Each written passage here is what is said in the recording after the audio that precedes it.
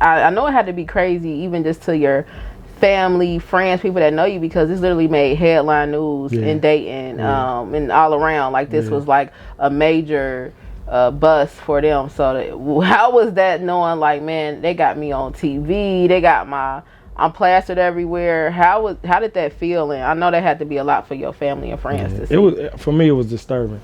You know, when you work so hard, like when you work so hard for this shit and you go into the courtroom and your bond hearing looks like a fucking murder trial.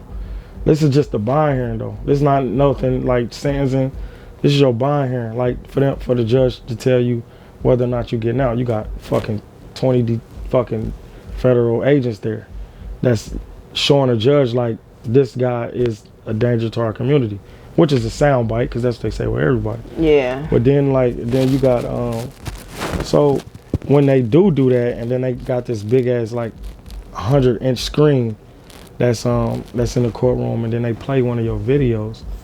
That's super disturbing. It crushes you as a person. It crushes you as an artist, because you thinking like, this is the shit that you worked for all your life, and you see it being displayed to be utilized against you to possibly make you go away for a longer time. And that's not the reason why you was doing it. Like, you're doing it to get away from all of this shit, and they're using this against you. Exactly. Yeah. I learned a lot about myself throughout there though. Like, taking accountability is real. Like, I'm saying, I could have blamed the people that told on me. I could have blamed everything, but when you take accountability, it's like really real. You gotta really just be like, you know what, that's my fuck up. You know what I mean? No, for sure. I know that when you end up just taking a plea and pleading guilty, and they end up still hitting you with like, you gotta, do 9 years. I can only imagine how crushing it was to hear that amount of years that you would have to do. I don't know. That could have made somebody go crazy, honestly. What was your thoughts when you went back into your cell that day after hearing? That's a good question. So like in the system, it's like 0 to 20 years. It's not a mandatory sentence. Then you got like 0 to 10, and it's a lot. So I was on the 5 to 40, a 5 to 40 year sentence. So then they go with your guidelines. It's a lot of shit that goes into that. Yeah. So my guidelines was 5 to 40, but my guidelines was like, I think 5 to 9 years. Some shit, 5 to 10 years. Okay. So the judge could have gave me 5 on the low end, or he could have gave me 10 on the high end. Right. And then you got your PSI people, where the probation department talk to you about your whole life, and that distinguish how many years they feel like that you should get. So, and they said 9 years. They think it should be 9 years, and it was like crazy. But they knew about. This your first time? This is my first time ever. So, but they knew. I think they, in the federal system, they kind of like charge you what you get away with.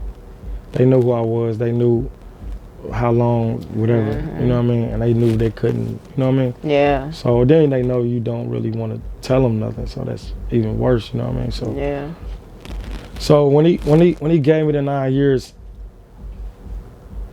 I had been fighting my case for 2 years in the county. You know what I mean? I spent a lot of money in the county, a lot of time in the county. And that's one of the hardest times that you can do in the county. Like, it's terrible. So when I got my 9 years, immediately you try to start subtracting the time that you already did. Could you get some time served? Yeah. So, and the judge was pleasant. Nothing negative to say about none of them. You know what I mean? He just didn't understand how the fuck that I was standing before him in this courtroom. And it's all, public record. He said it. Yeah, because I mean, you definitely right, it's public record, because once I did my research, I ended up finding out that even people that was officers from Dayton and sheriffs, that they were actually writing in. You had like over 25 letters of people writing in to say how much of a good person you are, how much you give back to the community and everything you do. And the judge was kind of baffled that, officers were even saying, hey, this is a good guy, try to tread lightly on him. The judge couldn't believe that. Yeah. It was surreal, man. Like during my time in the county, you gain a bond with people, and when the way you move people would just ask you like, you know, I was getting a lot of mail. I was getting a lot of mail. Yeah. And then the people, they ask you like, so like, who the fuck are you? Like, you know, they be like, who are you? And you know, you humble, so you laugh and you joke. But then as guys come in, they explain who you is. So I learned early on, you let other people tell your story. You know what I mean? So you don't go around and be braggadocious and shit like that. So they explained the story. Then they took a liking to me. They took a liking in how the fact that I ran my pod and, you know, kept everything together and et cetera, kept the drama down. So, and it was always love. So they wanted the best for me. So when I did get my 9 years, it was just like the facial expressions when you walk back from the court. They just like, they faces flush red. And they just like, damn, man, we apologize, you know. But they did what they could do, and I super appreciated that. Like, I mean, that you couldn't ask for none of that, no more than that. Yeah. But you know what I mean? So it was crazy. Man. Yeah, it was crazy. Now, because you were in federal, this was a federal case, you didn't get to serve your time in Ohio. You end up getting shipped out. Yeah. Where did they ship you to? They shipped me to Ashland, Kentucky first. First, they shipped me to Atlanta.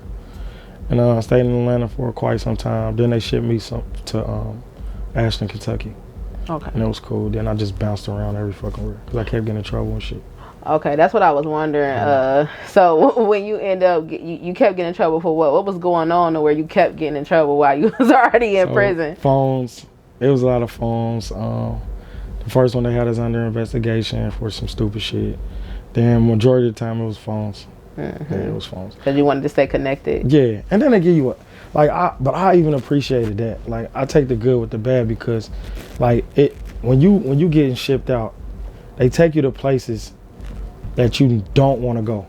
Like, these niggas that's doing this life sentence and doing these hard times, like, they going to places that's crazy. Like, you won't even imagine this shit of how you testing your sanity, testing your spirituality. Like, I'm talking about real. Like, you so far away from home that it hurt your stomach.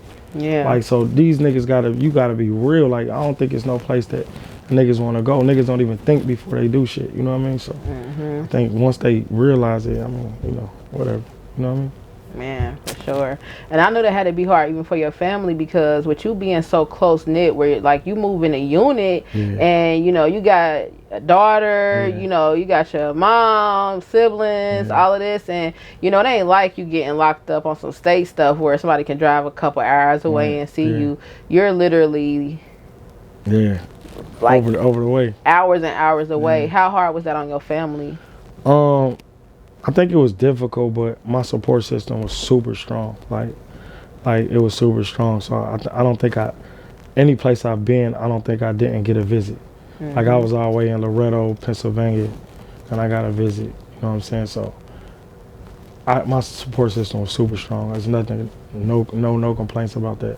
So they came through every time, every single time. So. But that showed that mean that you was always coming through for them like that. I think in order, you know, for your community to make sure you good, that mean that you made sure they was good. For sure.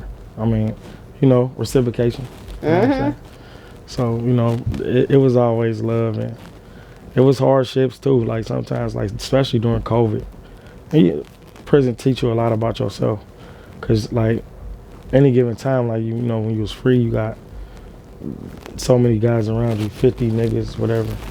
And then, like, this just shows you who you are as a man, as a person. So teach you a lot about yourself and your silence. It gives you that who is you, you know what I mean? Who is you gonna depict yourself to be like? So I think it kind of grew me up. It kind of kept me motivated, kept me focused, you know.